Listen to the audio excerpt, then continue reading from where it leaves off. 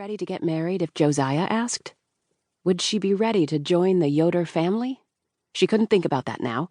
She had so much to do, and the market was opening in 5 minutes. As she entered her booth, she cringed. She'd never get even half her inventory organized in time. What would her customers think if her space was disheveled? They might consider buying their produce at a more presentable market, although hers was the only booth here that sold such a variety from a garden. She turned toward the empty shelves and pressed her lips together. "We'll help you. Put us to work." Christiana seemed to have read Salina's mind. "But you have to get your own booths ready." Salina gestured across the aisle. "We are ready," Jeff said. "Donkey, then." Salina's shoulders sagged as humiliation set in. Her tardiness wasn't affecting only her day. It was affecting Christiana and Jeff's, too, and she hated that. She set out a box of corn on the cob, and then unloaded plastic containers of blackberries. Soon the hum of customers' conversations danced from the aisle as she turned to arrange a display of cucumbers. "Excuse me." Salina spun to look up into the face of a man with golden blonde hair and striking blue eyes. He looked to be in his late 20s, and she could tell by his clothes that he was Mennonite and not Amish. He wore a blue plaid button-down shirt and jeans, along with suspenders that clipped to his waistband. He also held a hat in his hand. It was similar to the straw hats her father and brother wore, but its rim wasn't quite as broad. And he was tall, just as tall as her father and brother, if not taller. "Goody Maria." He was also clean-shaven, but unlike Amish men, a Mennonite man without a beard could be single or married. "Hello." Salina stood straighter and swiped her hands down her apron, hoping she looked acceptable for her first customer. "How much for all your cherry tomatoes?" He jammed his thumb toward the display Christiana had just set out. Salina blinked.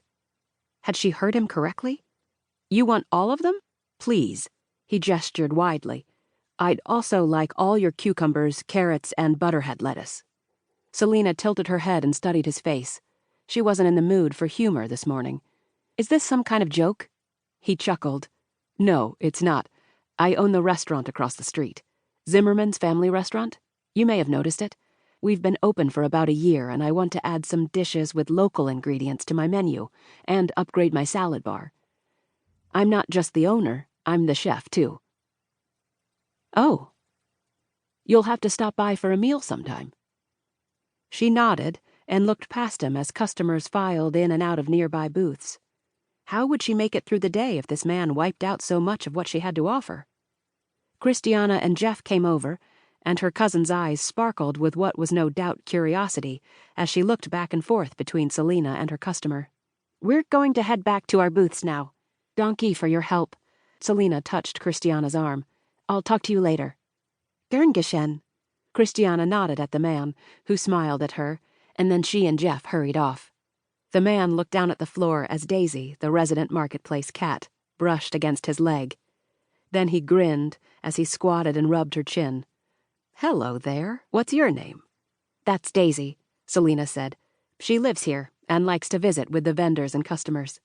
"Nice to make your acquaintance, Daisy," he told the gray tabby before he stood and gave Salina 2 palms up. "What do you say, then? How much for everything I need?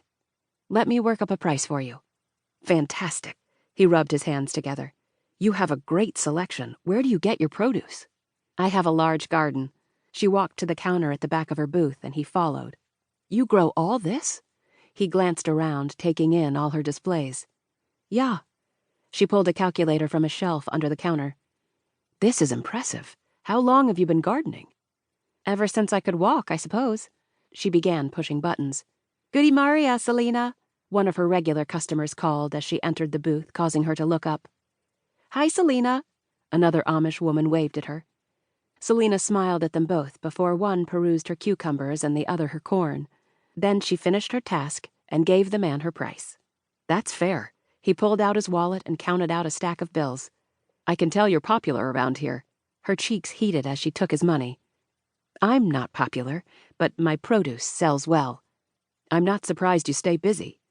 He slipped his wallet back into his jeans pocket and then held out his hand. "I'm Will Zimmerman, by the way." She shook his hand. "Salina Petersheim." "Nice to meet you. How are you going?"